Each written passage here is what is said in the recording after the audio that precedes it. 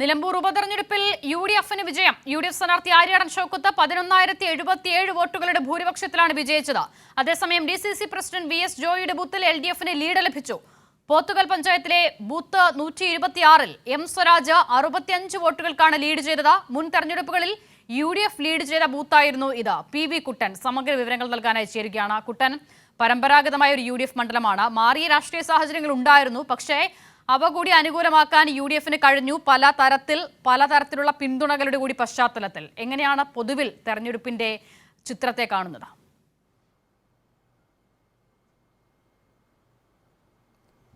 ആസിത പറഞ്ഞതുപോലെ തന്നെ യു.ഡി.എഫിൻ്റെ ഒരു പരമ്പരാഗത മണ്ഡലമാണ് നിലമ്പൂർ. ചുരുക്കം സമയങ്ങളിൽ ഇടതുപക്ഷം അവിടെ വിജയിച്ചിട്ടുണ്ട്.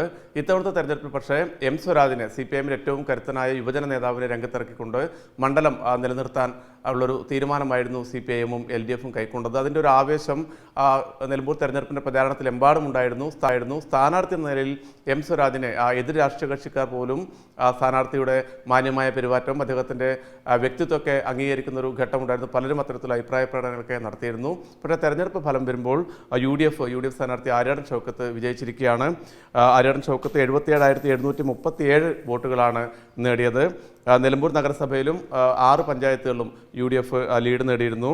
അതിനകത്ത് അമരമ്പലത്ത് 704 വോട്ട്, വഴിക്കടവിൽ 1829 വോട്ടുകൾ, മൂത്തയിടത്ത് 2067 വോട്ടുകൾ, എടക്കരയിൽ 1170 വോട്ട്, ചുങ്കത്തറയിൽ 1287 വോട്ട്, പോത്തുകല്ലിൽ 307 വോട്ട്, നിലമ്പൂർ നഗരസഭയിൽ 3967 വോട്ട്, കരുളായി പഞ്ചായത്തിൽ LDF ആണ് ലീഡ് ചെയ്ത് 118 വോട്ടിൻ്റെ ലീഡ് എം സ്വരാജിന് കരുളായി പഞ്ചായത്തിലുണ്ട്. പക്ഷേ ഇതിൻ്റെ ഒരു കണക്കുകളൊക്കെ പരിശോധിച്ച് നോക്കുമ്പോൾ യു.ഡി.എഫ് ഇതിലും ഏറെ ലീഡ് നേടും എന്നുള്ളതായിരുന്നു അവരുടെ കണക്കുകളൊക്കെ ഉണ്ടായിരുന്നു. ആദ്യഘട്ടത്തിൽ യു.ഡി.എഫിൻ്റെ ശക്തി കേന്ദ്രമായ വഴിക്കടവിൽ പോലും യു.ഡി.എഫിൻ്റെ ലീഡിനെ പിടിച്ചു നിർത്താൻ LDFിനായി എന്നുള്ളതാണ്. നിലമ്പൂർ നഗരസഭയൊക്കെ എത്തുമ്പോഴേക്കാണ് ഇതിൻ്റെ ഒരു ചിത്രം മാറുന്നത്. പക്ഷേ ഏതായാലും ആര്യാടൻ ഷൗക്കത്ത് തെരഞ്ഞെടുപ്പിൽ വിജയിച്ചിരിക്കുന്നു. എം സ്വരാജും മികച്ച പ്രകടനം കാഴ്ചവെച്ചു. അദ്ദേഹം 66,660 വോട്ടുകളാണ് എം സ്വരാജ് നേടിയിരിക്കുന്നത്. ഇതിനകത്തൊരു ഏറ്റവും പ്രധാനപ്പെട്ട കാര്യം എന്നുള്ളത് LDFിൻ്റെ, അതായത് CPIഎമ്മിൻ്റെയോ LDFിൻ്റെയോ അടിസ്ഥാന വോട്ടുകളിൽ ഒരു ചോർച്ചയും വന്നിട്ടില്ല എന്നുള്ളത് LDFിന് വലിയ ആശ്വാസകരമാണ്. കാരണം PV അൻവർ ഉയർത്തിയ ഒരു വലിയ വെല്ലുവിളിയുണ്ട്. കഴിഞ്ഞ 2 തെരഞ്ഞെടുപ്പുകളിൽ അൻവർ ആയിരുന്നു ഇടതുപക്ഷത്തിൻ്റെ സ്വതന്ത്ര സ്ഥാനാർത്ഥി. അദ്ദേഹത്തിന് സ്വാഭാവികമായ മണ്ഡലത്തിൽ സ്വാധീനമുണ്ടാവും, അദ്ദേഹത്തിൻ്റെ വോട്ടുകളുണ്ടാവും. അൻവർ പിടിച്ച വോട്ടുകൾ 19,760 വോട്ടുകളാണ് അൻവർ പിടിച്ചിരിക്കുന്നത്. ഇത്തരത്തിൽ അൻവർ ഒരു ഭാഗത്ത് വലിയ വെല്ലുവിളി ഉയർത്തിയിരുന്നു. അതോടൊപ്പം തന്നെ LDFിനെതിരെ, സംസ്ഥാന സർക്കാരിനെതിരെ പോലും വളരെ മോശമായ പ്രചാരണങ്ങൾ നടത്തിക്കൊണ്ട് യു.ഡി.എഫ് അവിടെ കിണഞ്ഞ് പരിശ്രമിക്കുന്നുണ്ടായിരുന്നു. വ്യക്തിപരമായ അധിക്ഷേപങ്ങൾ, അതോടൊപ്പം തന്നെ വർഗീയപരമായി അല്ലെങ്കിൽ സാമുദായികപരമായി ജനങ്ങളെ ഭിന്നിപ്പിക്കുന്ന തരത്തിലുള്ള വളരെ ആസൂത്രിതമായ നീക്കങ്ങളൊക്കെ യു.ഡി.എഫ് അവിടെ നടത്തിയിരുന്നു. ഈ നീക്കങ്ങളൊക്കെ നടത്തിയിട്ട് പോലും LDFിൻ്റെ അടിസ്ഥാന വോട്ടുകളിൽ ഒരു കുറവും സംഭവിച്ചിട്ടില്ല എന്നുള്ളതാണ് കണക്കുകൾ വ്യക്തമാക്കുന്നത്. അതിനിടയിലാണ് പുതിയ വിവരങ്ങൾ, ഇതുമായി ബന്ധപ്പെട്ട ഏറ്റവും താഴെത്തൊട്ടുള്ള വിവരങ്ങൾ പുറത്തു വരുന്ന ഘട്ടത്തിലാണ് മറ്റൊരു പ്രധാനപ്പെട്ട കാര്യമുള്ളത്. DCC president VS. ജോയിയുടെ ബൂത്തിൽ LDF സ്ഥാനാർത്ഥി എം സ്വരാജ് ലീഡ് നേടി എന്നുള്ളതാണ്. പോത്തുകൽ പഞ്ചായത്തിലെ 126 നമ്പർ ബൂത്തിലാണ് സ്വരാജ് 65 വോട്ടുകൾക്ക് ലീഡ് ചെയ്തത്. മുൻ തെരഞ്ഞെടുപ്പുകളിലൊക്കെ യു.ഡി.എഫ് നല്ല രീതിയിൽ വോട്ട് പിടിക്കുന്ന ഒരു പ്രദേശമാണിത്.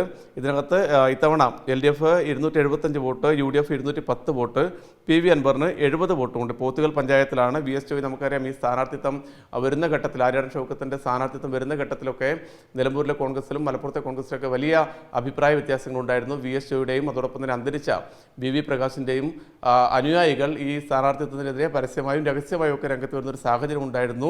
ആ ഒരു സാഹചര്യത്തൊക്കെ കൂട്ടി നമുക്ക് ഈ ഒരു വോട്ടിൻ്റെ, ഈ ജോയിയുടെ ബൂത്തിലെ വോട്ടിൻ്റെ LDF ഭൂരിപക്ഷം നേടിയതിനെ ഈ സാഹചര്യവുമായി ഒക്കെ കൂട്ടിച്ചേർത്ത് നമുക്ക് വായിക്കേണ്ടതുണ്ട്. അതോടൊപ്പം മറ്റൊരു പ്രധാനപ്പെട്ട കാര്യം, ഈ നേരത്തെ ഞാൻ സൂചിപ്പിച്ചതുപോലെ തന്നെ LDFിന് ആശ്വസിക്കാം. തെരഞ്ഞെടുപ്പിൽ വാശിയേറിയ പോരാട്ടമാണ് നടന്നത്.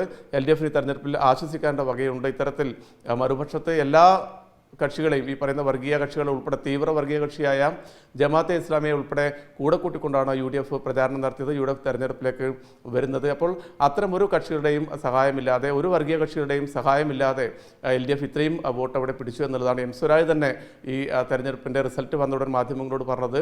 ഈ പരാജയപ്പെട്ട സമയത്തും ഒരു കാര്യം ഉറപ്പിച്ച് പറയുകയാണ്, അത് ഒരു വർഗീയ കക്ഷിയുടെ വോട്ടും ഒരു കാലത്തും CPIഎമ്മിനോ LDFിനോ വേണ്ട എന്നുള്ളത്. അത്തരത്തിൽ വളരെ സുവ്യക്തമായ നിലപാടായിരുന്നു ഇക്കാര്യത്തിൽ LDF സ്വീകരിച്ചിരുന്നത്. ഏതായാലും ആവേശകരമായ പോരാട്ടത്തിൻ്റെ ഫലമാണ് ഇന്ന് പുറത്തു വന്നിരിക്കുന്നത്. അസിത.